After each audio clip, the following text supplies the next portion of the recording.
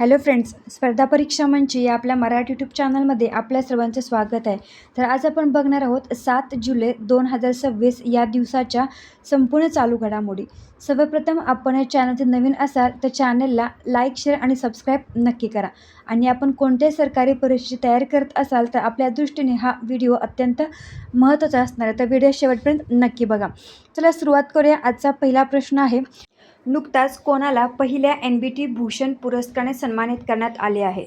तर योग्य उत्तर आहे या प्रश्नाचं ऑप्शन क्रमांक बी, प्रसून जोशी. तर प्रसून जोशी यांना पहिल्या NBT भूषण पुरस्काराने सन्मानित करण्यात आले आहे. तर ऑप्शन क्रमांक बी हे या प्रश्नाचं योग्य उत्तर आहे. आता आपण लगेचच बघणार आहोत नुकतेच मिळालेले काही महत्त्वाचे पुरस्कार आणि सन्मान. तर sports journalist federation of India म्हणजेच SJFI मेडलने भारतीय बुद्धिबळ दिग्गज विश्वनाथन आनंद यांना सन्मानित करण्यात आले आहे. सेशल्सचा सर्वोच्च नागरी सन्मान guardian of the blue horizon पंतप्रधान मोदींना पर्यावरण संवर्धन आणि शाश्वत विकासासाठी प्रदान करण्यात आला आहे. बिहार क्रिकेट असोसिएशनचे अध्यक्ष हर्षवर्धन यांना UK संसदेत ग्लोबल प्रेस्टिज अवॉर्ड देऊन गौरवण्यात आले आहे. तसेच भारतीय भालाफेकपटू नीरज चोप्रा यांना best male athlete of the year या पुरस्काराने सन्मानित करण्यात आले आहे. भारतीय वंशाचे भौतिकशास्त्रज्ञ जैनेंद्र जैन यांना 2025चा वुल्फ पुरस्कार म्हणजेच वुल्फ प्राइज भौतिकशास्त्रातील त्यांच्या योगदानासाठी देण्यात आले आहे.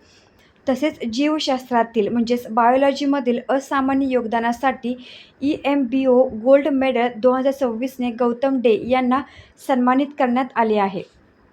तसेच भारतीय नौसेनेचे लेफ्टनंट कमांडर सूरज प्रभार यांना शौर्य चक्राने सन्मानित करण्यात आले आहे. तसेच गणितातील नोबेल मानला जाणारा अबेल पुरस्कार 2025 लुईस कॅफ्रेली यांना त्यांच्या योगदानासाठी देण्यात आला आहे. तर हे होते काही महत्त्वाचे पुरस्कार आणि सन्मान. पुढील प्रश्न, नुकतेच कोणत्या देशात शांतिरक्षा मिशनसाठी 651 भारतीय लष्करी जवानांना संयुक्त राष्ट्र म्हणजेच युनायटेड नेशन्स पदकाने सन्मानित करण्यात आले आहे? तर योग्य उत्तर आहे या प्रश्नाचं ऑप्शन क्रमांक बी, दक्षिण सुदान. तर दक्षिण सुदान या देशात शांतिरक्षा मिशनसाठी 651 भारतीय लष्करी जवानांना संयुक्त राष्ट्र पदकाने सन्मानित करण्यात आले आहे. तर ऑप्शन क्रमांक बी हे या प्रश्नाचं योग्य उत्तर आहे. पुढील प्रश्न, नुकतेच कोणत्या राज्यातील पारंपरिक लाकडी डिंगी बोटींना म्हणजेच डिंगी बोट्स GI टॅग मिळाला आहे? तर योग्य उत्तर आहे या प्रश्नाचं ऑप्शन क्रमांक सी, पश्चिम बंगाल. पश्चिम बंगाल या राज्यातील पारंपरिक लाकडी डिंगी बोटींना GI टॅग म्हणजेच जिओग्राफिकल इंडिकेशन टॅग भौगोलिक प्रमाणपत्र देण्यात आले आहे. तर ऑप्शन क्रमांक सी हे या प्रश्नाचं योग्य उत्तर आहे. आता आपण पश्चिम बंगाल या राज्याविषयीची माहिती बघणार आहोत. तर राजधानी आहे कोलकाता, मुख्यमंत्री आहेत शुवेंदू अधिकारी, राज्यपाल आहेत सध्याचे RN रवी. कृषी वैशिष्ट्य काय आहे? तर हे भारतातील तांदळाचे सर्वात मोठे उत्पादक राज्य आहे. प्रमुख भौगोलिक मानांकन म्हणजेच GI टॅग प्रोडक्ट्स बघूयात. नोलन गुळाचा संदेश म्हणजेच हिवाळ्यातील ताजी खजुराच्या गुळापासून बनवलेली प्रसिद्ध मिठाई. तसेच सुंदरबन मध, सुंदरबनच्या जंगलातून गोळा केलेले नैसर्गिक मध. त्याच्यानंतर काला नुनिय तांदूळ, सुवासिक आणि उच्च दर्जाचा तांदूळ. कडियाल साड्या, पश्चिम बंगालची पारंपरिक आणि वैशिष्ट्यपूर्ण हातमाग साडी. तर या आहेत पश्चिम बंगालमधील काही महत्त्वाची उत्पादने ज्यांना GI टॅग मिळालेला आहे. त्याच्यानंतर आपण बघूया पश्चिम बंगालमधील काही महत्त्वाच्या चालू घडामोडी. तर पश्चिम बंगालमध्ये बॅक्टेरियम नेताजी या बॅक्टेरियाच्या नवीन प्रजातीचा शोध लागला आहे. तसेच पंतप्रधान मोदींनी कोलकात्यात INS दुनागिरी, INS संशोधक आणि INS अग्रय या 3 युद्धनौकांचे अनावरण केले आहे. नेवा म्हणजेच नॅशनल ई-विधान ॲप्लिकेशन प्रणाली स्वीकारणारे पश्चिम बंगाल हे देशातील 33वे राज्य ठरले आहे. आयुष्यमान भारत योजना लागू करणारे पश्चिम बंगाल हे भारतातील 36वे राज्य बनले आहे. तसेच UCC विधेयक उत्तराखंड, गुजरात आणि आसामनंतर समान नागरी कायदा म्हणजेच UCC मानणारे पश्चिम बंगाल हे देशातील 4थे राज्य बनणार आहे. त्रिसूत्री निर्मूलन मोहीम म्हणजेच पश्चिम बंगाल सरकारने 2026पर्यंत HIV, सिफिलिस आणि हेपॅटायटिस Bचे माता-बालक संक्रमण रोखण्यासाठी ट्रिपल एलिमिनेशन उपक्रम सुरू केला आहे. तर या होत्या पश्चिम बंगाल या राज्याविषयीच्या काही महत्त्वाच्या चालू घडामोडीविषयीची माहिती. पुढील प्रश्न बघूयात. नुकतेच कोणत्या राज्य सरकारने महिलांच्या सुरक्षेला बळकट करण्यासाठी दुर्गा स्क्वॉड सुरू केले आहे? तर योग्य उत्तर आहे या प्रश्नाचं ऑप्शन क्रमांक सी, पश्चिम बंगाल. तर पश्चिम बंगाल या राज्याच्या सरकारद्वारे महिलांच्या सुरक्षेला बळकट करण्यासाठी दुर्गा स्क्वॉड मोहीम सुरू केली आहे. तर या योजनेचा उद्देश काय आहे? तर सार्वजनिक ठिकाणी महिलांची सुरक्षा सुनिश्चित करणे आणि छेडछाडीच्या घटनांना आळा घालणे हा या मोहिमेचा मुख्य उद्देश आहे. पुढील प्रश्न बघूयात. नुकतेच कोणत्या राज्य सरकारने ऑपरेशन सुरक्षित सायबर स्पेस सुरू केले आहे? तर योग्य उत्तर आहे या प्रश्नाचं ऑप्शन क्रमांक सी, गुजरात. तर गुजरात राज्य सरकारने नुकतेच ऑपरेशन सुरक्षित सायबर स्पेस सुरू केले आहे. पुढे आपण बघणार आहोत गुजरात या राज्याविषयीची काही बेसिक माहिती. तर राजधानी आहे गुजरात या राज्याची गांधीनगर. मुख्यमंत्री आहेत सध्याचे भूपेंद्रभाई पटेल. राज्यपाल आहेत आचार्य देवव्रत. कृषी वैशिष्ट्ये बघूयात तर शेंगदाणा म्हणजेच भुईमूग, तंबाखू आणि जिरे उत्पादनात गुजरात हे भारतातील आघाडीचे राज्य आहे. प्रमुख राष्ट्रीय उद्याने आणि सरोवरे बघूयात. समुद्री राष्ट्रीय उद्यान, कच्छच्या अखातात असलेले सागरी अभयारण्य, गीर राष्ट्रीय उद्यान म्हणजेच गीर नॅशनल पार्क, आशियाई सिंहाचे जगातील एकमेव नैसर्गिक निवासस्थान, नल सरोवर राज्यातील एक प्रमुख पक्षी अभयारण्य आणि रामसर स्थळ, थोल सरोवर पक्षी निरीक्षणासाठी प्रसिद्ध असलेले सरोवर, कंकरिया सरोवर अहमदाबादमधील एक मोठे आणि ऐतिहासिक सरोवर. ही होती गुजरात या राज्याविषयीची काही महत्त्वाची माहिती. आता बघूयात गुजरात या राज्याविषयीच्या चालू घडामोडी.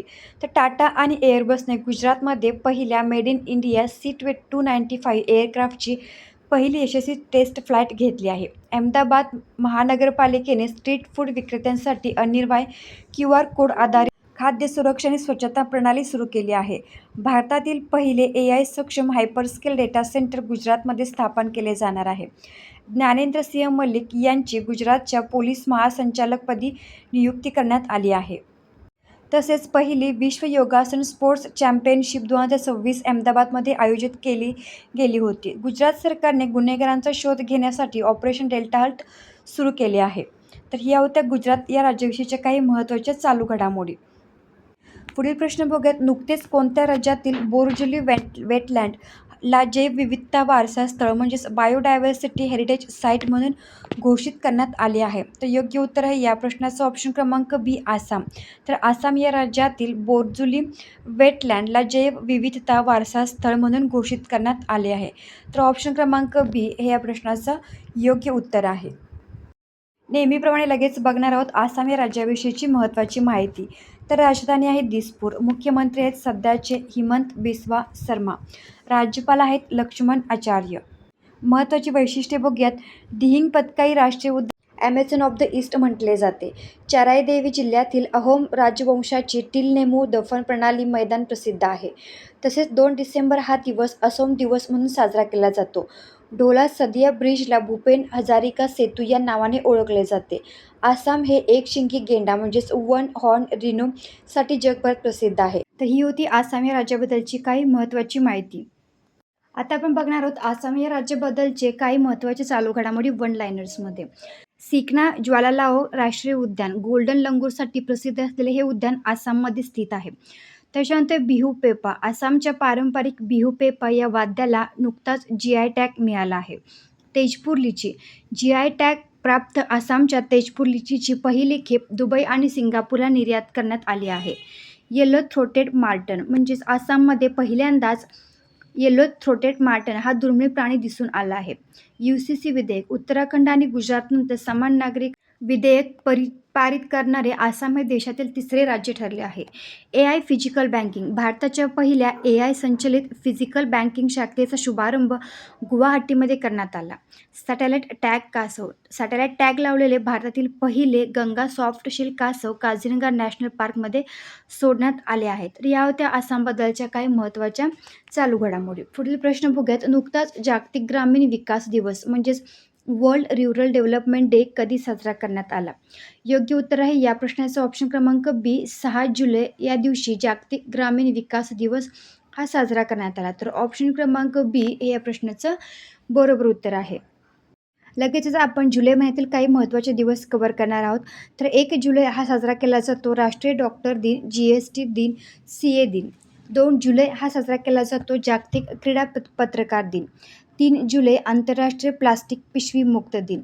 6 जुलै जागतिक ग्रामीण विकास दिन.